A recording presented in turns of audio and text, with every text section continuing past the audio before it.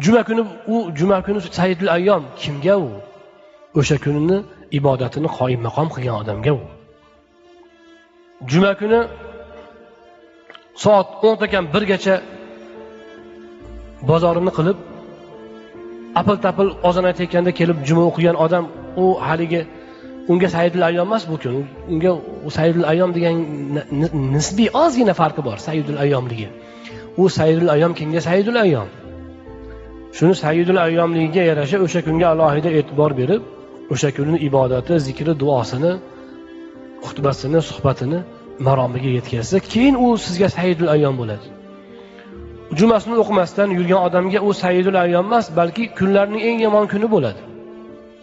Chunki u juma kunidek fazilatni qo'ldan boy berdi.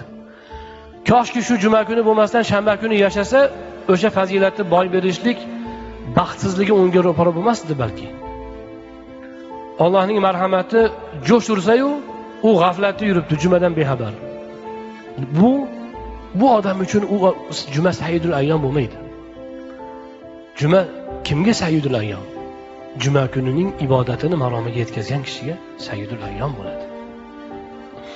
Xuddi shuni singari, siz ibodat qilgan kun, Allohni ko'p zikr qilgan kun, ro'za tutgan kuningiz, gunohdan uzoq bo'lgan kuningiz, mana shu kun siz uchun kunlarning sayyidi, kunlarning afzali hisoblanadi.